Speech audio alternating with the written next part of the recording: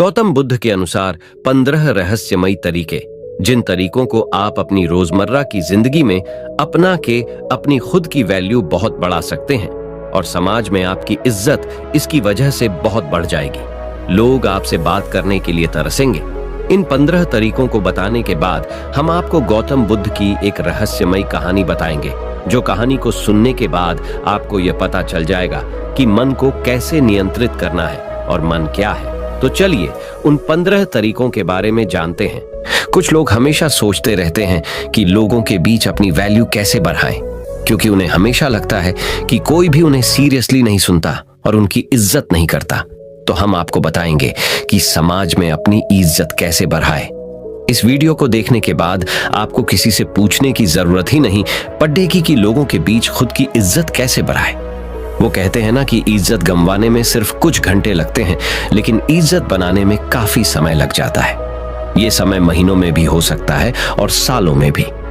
जिस व्यक्ति को समाज में इज्जत नहीं मिलती, वह हमेशा अप्रसन्न रहता है और मानसिक रूप से कमजोर भी होता जाता है। इसलिए इस बात का पता होना बहुत ही जरूरी है कि सोसाइटी में अपनी वैल्यू कैसे बढ़ाएं, ताकि आप खुद में सुधार करके ऐसा करने में कामयाब हो पाएं।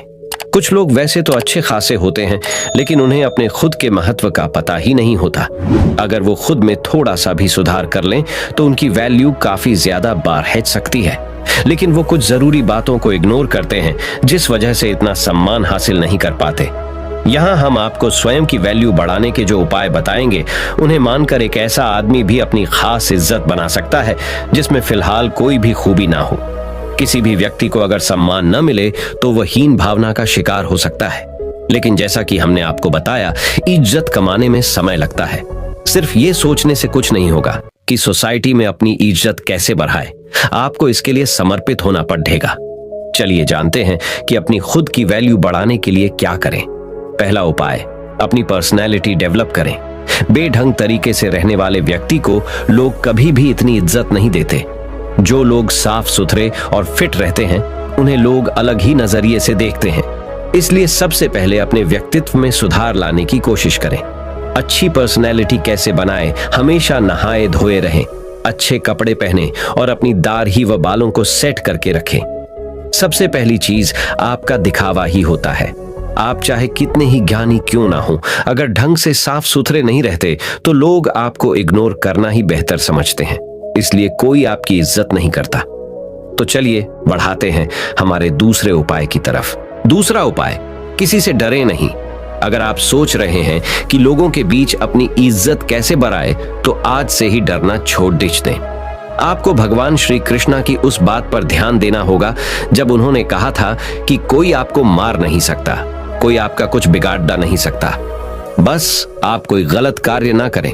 अपने अंदर के डर को कैसे दूर भगाए, आपको भी ठीक ऐसा ही करना है। आपको समाज को दिखाना है कि आपके अंदर किसी चीज को लेकर खौफ नहीं है। आप सत्य और न्याय के लिए हमेशा सच बोलने को तैयार हैं। खुद को मजबूत दिखाओगे तो अपने आप को ज्यादा सम्मान दिलवा पाओगे। निडर लोगों का लोग खुद सम्मान करते हैं। तो चलिए बढ़ाते हैं हमारे तीसरे उपाय की तरफ। तीसरा उपाय, हर समय उपलब्ध रहना छोड़ दें। आपने एक बात जरूर सुनी होगी कि किसी भी जगह पर बार बार जाने से या किसी के लिए भी तुरंत हाजिर हो जाने से आदमी अपनी वैल्यू ही कम करता है। ऐसा होने पर लोग आपको ज्यादा महत्व नहीं देते। उनका यही सोचना होता है कि अरे उसे तो चाहे कभी भी बुला लो, या फिर उसे बुलाने की जरूरत नहीं है, वो अपने आप आ जाएगा। मतलब ऐसी स्थिति में आपको कोई सीरियसली नहीं लेता।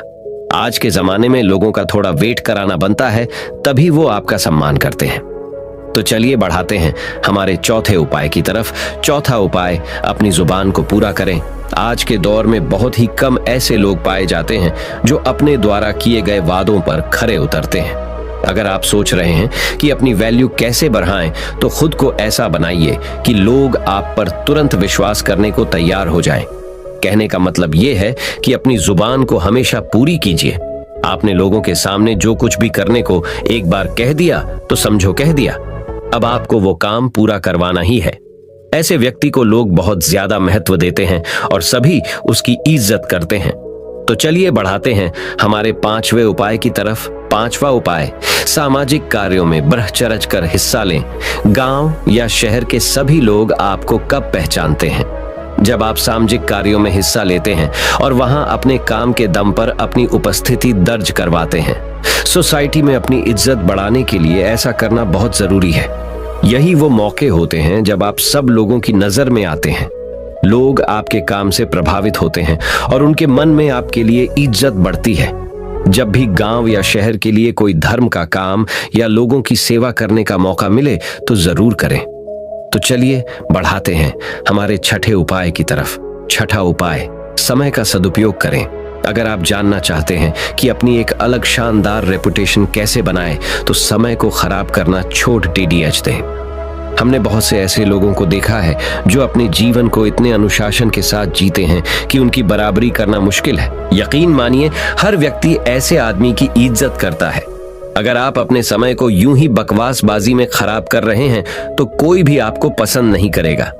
सब आपके बारे में ताने ही मारेंगे। इसलिए खाली समय में भी कोई ऐसा काम करें जिससे आपको नहीं तो कम से कम किसी दूसरे को लाभ हो।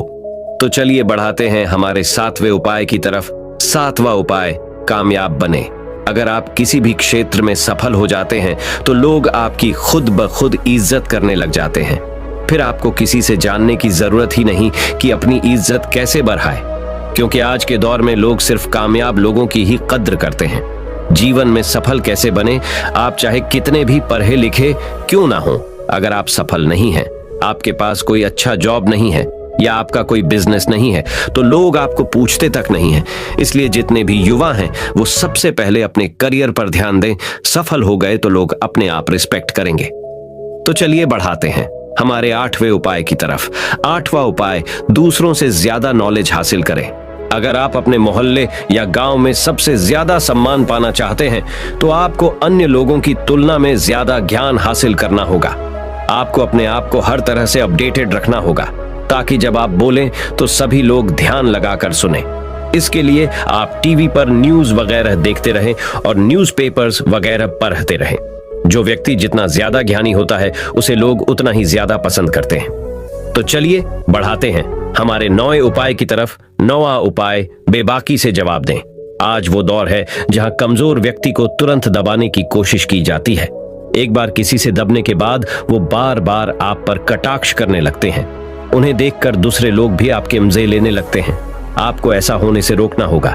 स्मार्ट कैसे बने, अगर कोई आपसे मस्ती में आकर बात कर रहा है तो उससे आंख से आंख मिलाकर बेबाकी से जवाब दें, ताकि सामने वाला व्यक्ति और अन्य लोग तुरंत समझ जाए कि यह बंदा काबू में आने वाला नहीं है। आजकल अपनी इज्जत खुद करवानी पड़ जाती है। तो चलिए बढ़ाते हैं हमारे 10वें उपाय की तरफ। 10वां उपाय, अपने टैलेंट को शो कीजिए। कुछ लोग वैसे तो हर वक्त सोचते रहेंगे कि अपनी वैल्यू कैसे बढ़ाएं, लेकिन उसके लिए जो जरूरी कदम है वो नहीं उठाते। जी हाँ, लोग इज्जत करते हैं टैलेंट की, किसी व्यक्ति की नहीं। वो दौर गया जब आदमी की इज्जत की जाती थी। आज के जमाने में इज्जत हासिल करने के लिए आपको अपने अंदर छुपे हुनर को लोगों को दिखाना होगा, तभी तो लोग आपको खास समझेंगे। इसलिए आपके अंदर जितने भी अच्छे गुण और हुनर हैं उन्हें लोगों के सामने बाहर निकालिए। 11वां उपाय, अपनी सुख सुविधा पर खर्च करें। आजकल जमाना दिखावे का है। अगर आप सिर्फ पैसे कमाकर जमा करते रहेंगे लेकिन उनका उपयोग बिल्कुल भी नहीं करेंगे तो लोग आपको कंजूस कहेंगे। ऐसे में रिस्पेक्ट करना तो दूर, लोग आपको कंजूस कहकर आपका मजाक बनाते हैं। आपके पास पैसा है तो लालच करना ठीक नहीं। अपने पैसे से कुछ ऐसे काम करिए या ऐसी चीजें खरीदिए जिससे आप लोगों का ध्यान अपनी तरफ खींच पाए। अगर लोगों को लगेगा कि आप वाकई लाइफ को एंजॉय कर रहे हैं तो लोग आपके प्रशंसक बन जाएंगे। तो चलिए बढ़ाते हैं हमारे 12वें उपाय की तरफ। 12वां उपाय, महिलाओं की इज्जत करें। समाज में महिलाओं का भी स्थान होता है। अगर आप चाहते हैं कि अपनी अच्छी रेपुटेशन कैसे बनाएं तो महिलाओं की इज्जत करना सीख लें। याद रखें, महिलाओं द्वारा की गई पब्लिसिटी बहुत ही जल्द आपके एरिया में फैल जाती है। अगर आप सभी महिलाओं की इज्जत करेंगे तो आपके गांव में बात फैलेगी कि आप वाकई एक सम्माननीय और अच्छे व्यक्ति हैं। वहीं अगर आप महिलाओं की नजर में गिर गए तो अपनी इज्जत बढ़ाने के बारे में सोचना भी मत, क्योंकि फिर ये काम लगभग असंभव हो जाएगा। तो चलिए बढ़ते हैं हमारे 13वें उपाय की तरफ। 13वां उपाय कुछ अलग करके दिखाएं। खुद की वैल्यू बढ़ाने के तरीके। टिप्स तो कई हैं, पर ये वाला एक ऐसा तरीका है जो एक झटके में आपकी इज्जत बढ़ा सकता है। जी हाँ, साधारण जीवन तो सभी जीते हैं और ज्यादातर लोग बस खुद के लिए ही जीते हैं। अपने सपने को कैसे पूरा करें? आप अपने जीवन में कोई ऐसा काम कीजिए जिसे सब याद रखें और लोगों के बीच आपकी साख बन जाए। आप किसी भी क्षेत्र में अपने गांव या शहर का नाम रोशन कीजिए, या फिर कोई धर्म का ऐसा काम कीजिए जिससे गरीब लोगों को लंबे समय तक फायदा मिले। उपाय 14वां, अपनी कमजोरी किसी को ना बताएं। एक मजबूत इंसान वो होता है जो अपने दुख को खुद अकेला झेलता है, लेकिन खुशियों को सबके साथ बांटता है। ऐसा व्यक्ति वास्तव में इज्जत का हकदार होता ही है, क्योंकि ये एक खास गुण है जो सब में नहीं होता। आजकल लोग दूसरे लोगों की कमजोरी पकड़ने के चक्कर में लगे रहते हैं ताकि उन्हें घेरा जा सके और लोगों के बीच उसकी खिल्ली उड़ाई जा सके।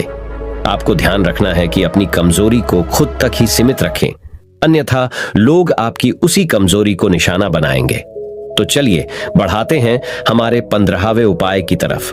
उपाय 15वां, सबके साथ प्यार से रहें।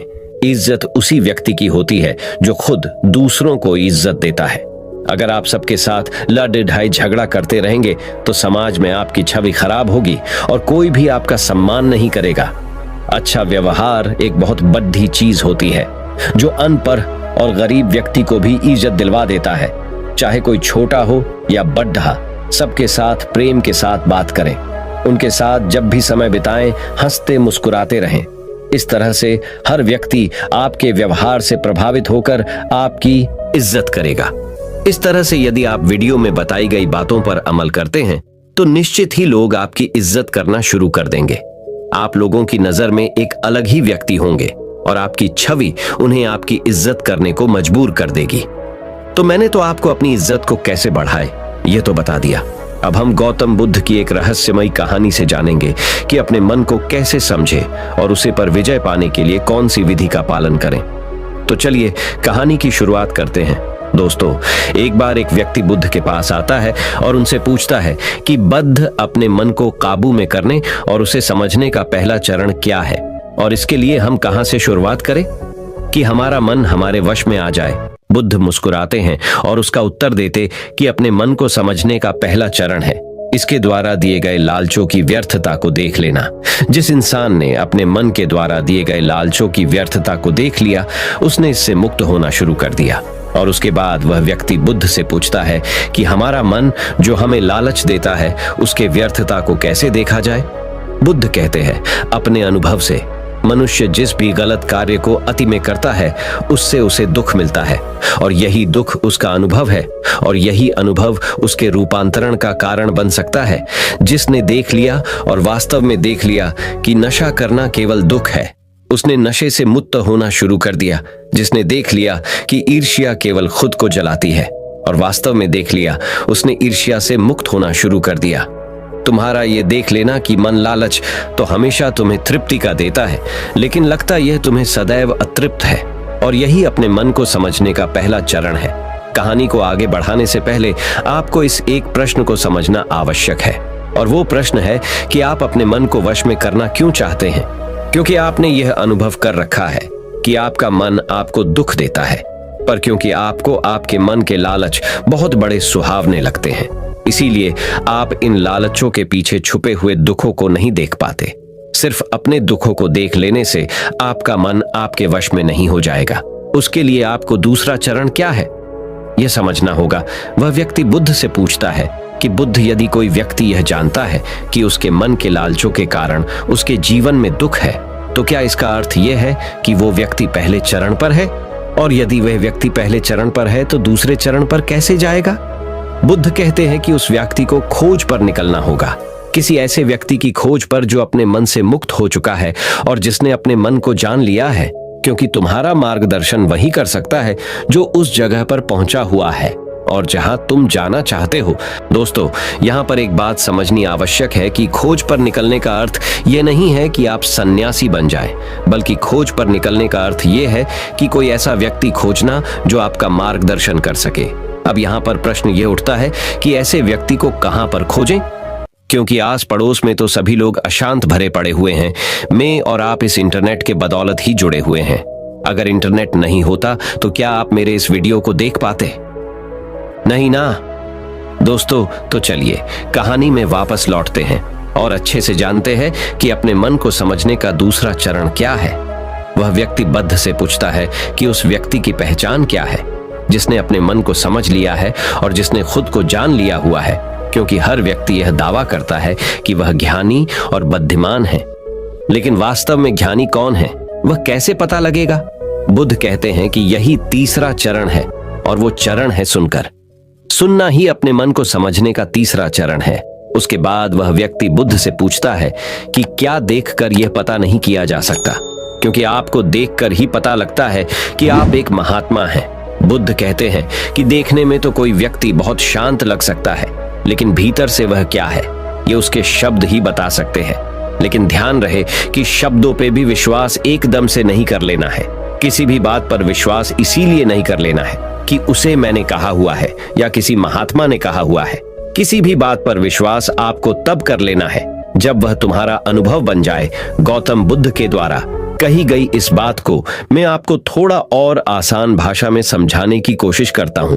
दोस्तों, कोई कहता है कि ध्यान करना अच्छा है और कोई कहता है कि ध्यान करना बुरा है। ये दोनों ही अतिया है। अगर आप अभी ध्यान को अच्छा मानते हैं तो आप बहुत जल्द ही उसे बुरा मानने लग जाएंगे, और यही हमारे मन की चाल है। तो अब आपके मन में सवाल उठा होगा कि कैसे? तो उसका उत्तर ये है कि ध्यान की शुरुआत में आपको आनंद नहीं मिलेगा, बल्कि बोरियत महसूस होगी। और आपका विश्वास क्या था कि ध्यान अच्छा है, लेकिन आपको अनुभव क्या हो रहा है कि ध्यान बोरियत भरा है। तो धीरे धीरे आपका विश्वास बदलने लगेगा। पहले आप ध्यान को अच्छा मानते थे, लेकिन अब आप ध्यान को बुरा मानने लग जाएंगे। आप एक अति से दूसरे अति पर पहुंच जाएंगे, और यही हमारे मन की चाल है। हमारा मन हमें अतियों में ही भटकाता रहता है, और अगर आप ध्यान को बुरा मानते हैं तो आप कभी भी ध्यान करेंगे ही नहीं। अब कहानी में वापस लौटते हैं और अच्छे से समझते हैं कि अपने मन को समझने का तीसरा चरण क्या है। बुद्ध कहते हैं कि किसी भी बात पर विश्वास तब तक नहीं करना है जब तक वह तुम्हारे विवेक की कसौटी पर खरी नहीं उतर जाए, और इसके लिए कर्म करना आवश्यक है, और कर्म ही अपने मन को समझने का चौथा चरण है। अगर आप धन कमाना चाहते हैं तो आपको सही दिशा में कर्म करना आवश्यक है। ठीक उसी प्रकार अगर आप खुद को जानना चाहते हैं तो आपको सही दिशा में कर्म करना आवश्यक है। वह आदमी बुद्ध से पूछता है कि सही दिशा में कर्म करते वक्त आदमी क्या गलती कर सकता है? बुद्ध कहते हैं कि केवल 2 गलतियां कर सकता है। पहली गलती है शुरुआत ना करना, और दूसरी गलती है पूरा रास्ता तय न करना। और इन दोनों गलतियों के पीछे हमारे मन की चाल होती है। कोई सोचता है कि मैं शुरुआत कल से करूंगा, और कोई सोचता है कि शायद मैं सफल न हो पाऊं। इन दोनों ही गलतियों को व्यक्ति जागरूकता की कमी के कारण करता है। बिना जागरूकता के व्यक्ति का मन उसे सही दिशा में चलने ही नहीं दे सकता, और जागरूकता ही अपने मन को समझने का 5वां चरण है। इसीलिए दिन के हर एक क्षण को जागरूकता के साथ जियो। कोई भी कार्य करो तो उसे जागरूकता के साथ करो। अगर सांसें भी लो तो उसे जागरूकता के साथ लो। बिना जागरूकता के साथ जिया गया एक भी क्षण मृत्यु के समान है। और ध्यान रहे कि जागरूकता बिना ध्यान के संभव नहीं है। वह व्यक्ति बुद्ध से पूछता है कि बुद्ध, अपने जागरूकता के स्तर को कैसे बढ़ाया जा सकता है? बुद्ध कहते हैं कि ध्यान के द्वारा, और ध्यान ही छठा चरण है। एक बार आप अपने मन को समझने के 6 चरणों को ध्यान से समझिए। अपने मन को समझने के 6 चरण कौन कौन से हैं? चलिए जानते हैं। पहला चरण, थोड़ी जागरूकता के साथ ये देख लेना कि ये मन ही दुख के बीज बोता है। दूसरा चरण, किसी ऐसे व्यक्ति को खोजना जो मन से मुक्ति पाने का मार्ग बता सके।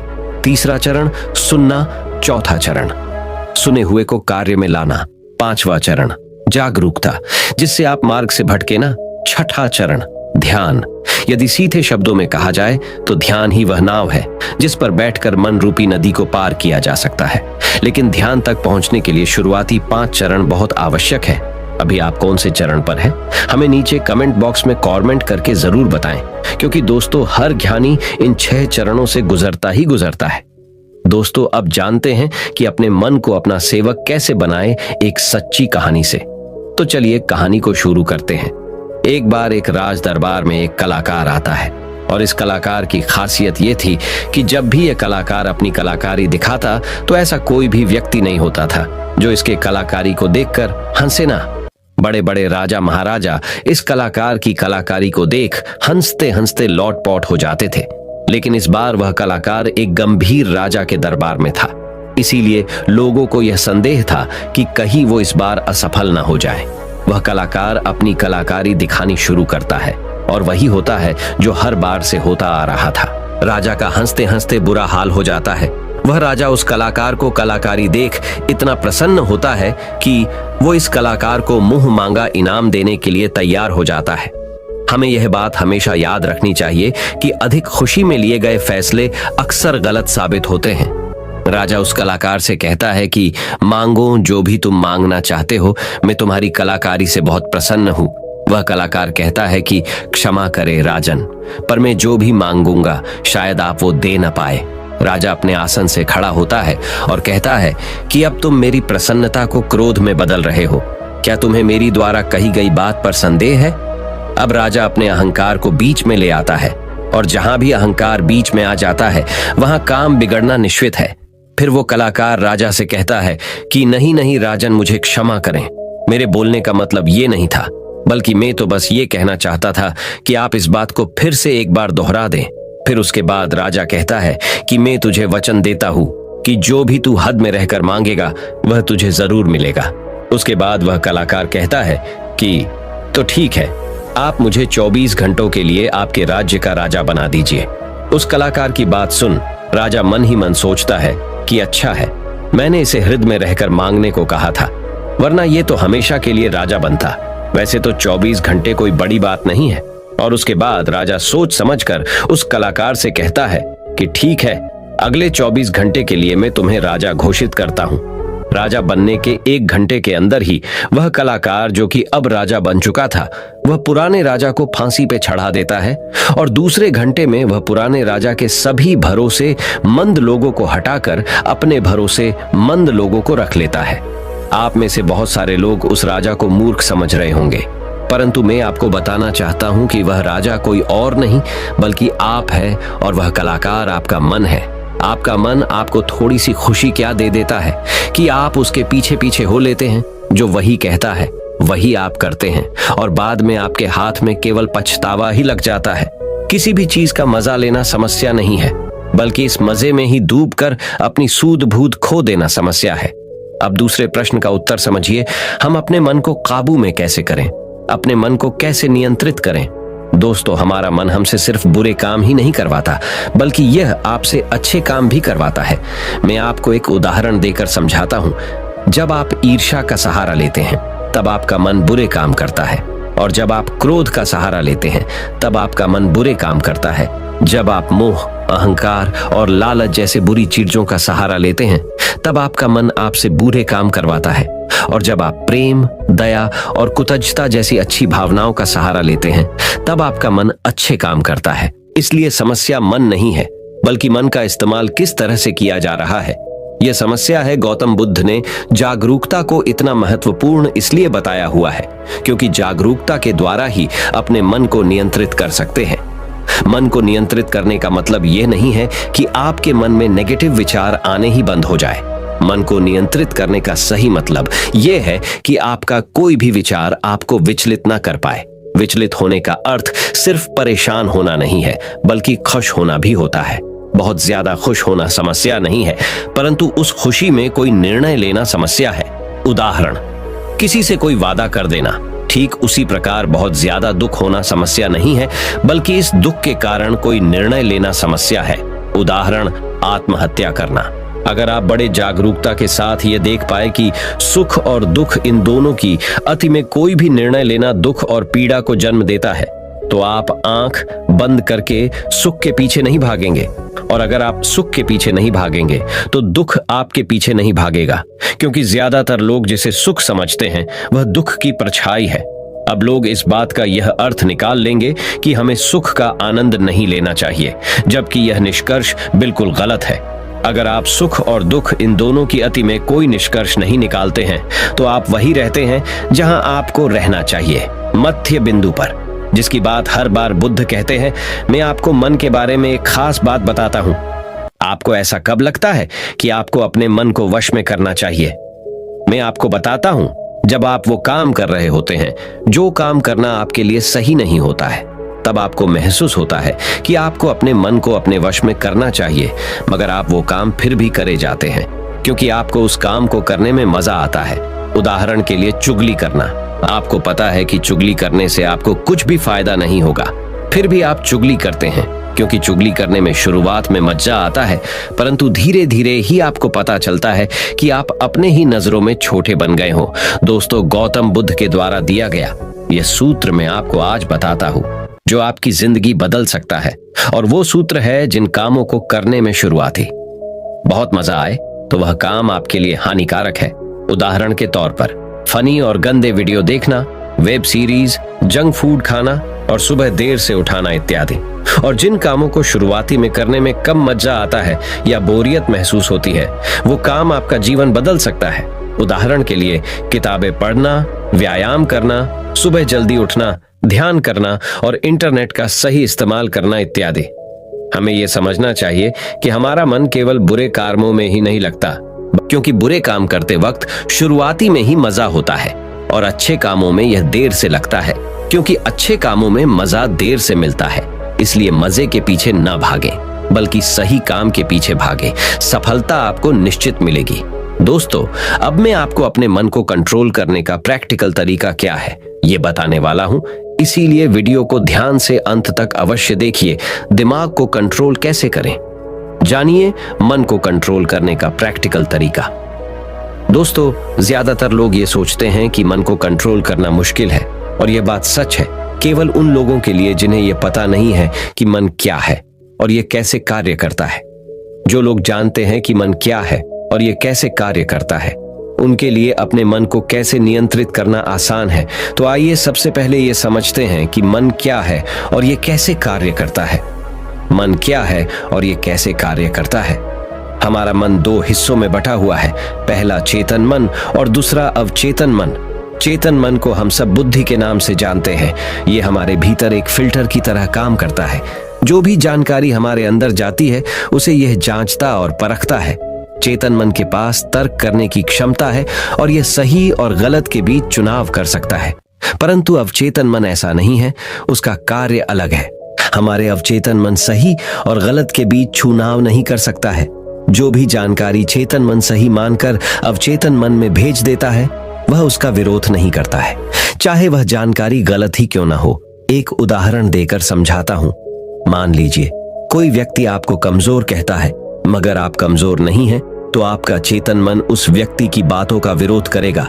मगर जब वह व्यक्ति उसी बात को आपसे बार बार कहेगा और उसी के साथ ही अन्य लोग भी उसी बात को बार बार कहेंगे, तो आपका चेतन मन इस बात को सच मान लेगा और आपके अवचेतन मन में भेज देगा। और अवचेतन मन का काम है जो बात उसके भीतर चली गई है उसे सच साबित करना। इसका सबसे बड़ा उदाहरण है, जब हम छोटे हुआ करते थे उस समय हमारे भीतर बहुत आत्मविश्वास था, परंतु जैसे जैसे हम बड़े होते गए हमारा आत्मविश्वास कम होता गया, क्योंकि हमारे स्कूल और कॉलेजेस से और समाज से बार बार नकारात्मक बातें सुनने को मिली और हमारा अवचेतन मन उन्हें सच मान बैठा। हो सकता है कि आपने इस बात पर ध्यान दिया हो कि आप गलत करना तो नहीं चाहते, परंतु फिर भी गलत करते हैं। आप डरना तो नहीं चाहते, लेकिन डर जाते हैं। ऐसा क्यों होता है? क्या आप जानना चाहते हैं? तो वीडियो के अंत तक बने रहे। दोस्तों, ऐसा इसीलिए होता है क्योंकि जाने अनजाने में आपके अवचेतन मन में बहुत सारी गलत जानकारी चली गई हुई है, जिसे वह सच मन बैठा हुआ है। तो अब प्रश्न यह उठता है कि इसका समाधान क्या है, क्योंकि बहुत सारी गलत जानकारी हमारे भीतर जा चुकी है और हमारा आत्मविश्वास कम हो चुका है। अब आप इसका समाधान समझिए। अब तक आपने ये समझा कि मन क्या है और यह कैसे काम करता है। अगर एक लाइन में कहूं कि मन क्या है, तो हमारा मन जानकारी का एक ढेर है जो जाने अनजाने में हमारे भीतर चली गई हुई है। अब हमें सबसे पहले यह समझना होगा कि चेतन मन जानकारी लेता कहां से है। वे कौन से द्वार है जहां से जानकारी भीतर प्रवेश करती है। अपने मन को कंट्रोल करने के उपाय और समाधान हमारे अंदर जानकारी जाने के 5 द्वार है, और वो है आंख, कान, नाक, जीभ और त्वचा। इन्हें हम 5 इंद्रियों से भी जानते हैं। बहुत सारी गलत जानकारी हमारे भीतर जाने के कारण हमारा मन हमारे वश में नहीं है। अगर हम अपने मन को अपने वश में करना चाहते हैं तो हमें बहुत सारी सही जानकारी इस मन को देनी होगी। कम से कम उतनी सही जानकारी जितनी गलत जानकारी हमारे भीतर पहले से पड़ी हुई है। सही जानकारी और गलत जानकारी के बीच का अंतर समझिए। सही जानकारी वो है जो आपको आपके लक्ष्य की तरफ ले जाए और गलत जानकारी वो है जो आपको आपके लक्ष्य से भटकाए।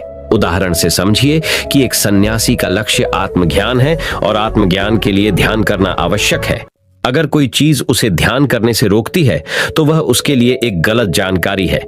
एक और उदाहरण देकर समझाता हूं। मान लीजिए कि आपको एक गायक बनना है, तो गायक बनने के लिए रियाज करना बहुत जरूरी है। अगर कोई चीज आपको रियाज करने से रोक रही है तो वह आपके लिए एक गलत जानकारी है। तो अपने मन को कंट्रोल करने के लिए आपके पास एक लक्ष्य का होना बहुत जरूरी है, क्योंकि अगर आप अपने मन को कहीं पर जाने से रोक दोगे तो उसे कहीं पर तो भेजना भी तो पड़ेगा। अगर आपके पास लक्ष्य है तो आपको सबसे पहले क्या करना है, ये ध्यान से समझ लीजिए। सबसे पहले इस चिंता को छोड़ दीजिए कि कितनी गलत जानकारी आपके भीतर जा चुकी है। आपको बस इतना करना है कि आपके 5 द्वारों पर, यानी कि जहां से जानकारी भीतर प्रवेश करती है, वहां पर जागरूकता का पहरा लगा देना है। कोई भी जानकारी आपके भीतर अनजाने में प्रवेश ना करे। पहरा लगते ही आपको बैलेंस में झूठ जाना है। अब आप ये सोच रहे होंगे कि बैलेंस किस चीज का? बैलेंस आपको नकारात्मकता और सकारात्मकता के बीच में करना है। नकारात्मकता आपके भीतर पहले से ही मौजूद है, अब बस आपको सकारात्मकता को भरनी है। आपको एक बात जान लेनी चाहिए कि सकारात्मकता नकारात्मकता को मिटा देती है, जिस प्रकार रोशनी अंधेरे को मिटा देती है। ये तो बस कहने की बात है कि आपको बैलेंस करना है। सच तो यह है कि जब आप अपने भीतर सकारात्मकता भरने लगेंगे तो आपके अंदर की नकारात्मकता उसी समय मिटने लग जाएगी। दोनों के बीच का बैलेंस होने का तो अवसर ही नहीं आएगा। यहाँ पर प्रश्न यह निर्माण होता है कि सकारात्मकता को कहां से लाए। तो इसके बहुत सारे तरीके हैं। पहला तरीका यह है कि आप अच्छे लोगों की संगत करिए और उन्हें ऑब्जर्व करके उनसे सीख सकते हैं। अब ये सही लोग आपके पास हो सकते हैं या नहीं भी, आप इंटरनेट, बुक्स और वीडियोस के द्वारा इनकी संगत कर सकते हैं। उदाहरण के लिए, अगर आप बुद्ध की संगत करना चाहते हैं तो आप उनके ऊपर लिखी हुई किताबों को पढ़कर और ऑडियो टेप सुनकर उन्हें समझ सकते हैं। ध्यान रहे, हमेशा ऐसी चीजें पढ़े, सुने और देखे जो आपकी लक्ष्य से जुड़ी हुई हो। जब आप लगातार अपने भीतर अपने लक्ष्य से जुड़ी अच्छी जानकारी भेजते हैं तो आपके अंदर की नकारात्मक जानकारी को धोकर साफ करती है। अभी हमारा मन गलत जानकारी में उलझा हुआ है जो अनजाने में हमारे भीतर चली गई हुई है, जिसके कारण हम अक्सर कहते हैं कि हमारा मन हमारे वश में नहीं है और हमारा मन किसी भी काम में नहीं लगता है। हमें यह समझना चाहिए कि मन हमारा है, हम मन के नहीं है। वही सुनो जो आपके लक्ष्य से जुड़ा हुआ है, वही देखो जो आपके लक्ष्य से जुड़ा हुआ है, और वही पढ़ो जो आपके लक्ष्य से जुड़ा हुआ है, वही करो जो आपके लक्ष्य से जुड़ा हुआ है। मैं आपको एक उदाहरण देकर समझाता हूं। अगर आपका लक्ष्य खिलाड़ी बनना है तो आपको वही चीजें खानी चाहिए जो आपको खिलाड़ी बनाए। मन पर नियंत्रण रखने के लिए इंद्रियों पर संयम आवश्यक है और संयम के लिए अनुशासन आवश्यक है और अनुशासन के लिए एक सही निर्णय आवश्यक है जो आपको अभी लेना है। तो दोस्तों, उम्मीद करता हूं कि खुद की कीमत कैसे बढ़ाएं, उनके टिप्स और अपने मन को कैसे नियंत्रित करें, इस पर गौतम बुद्ध की कहानी आपको पसंद आई होगी।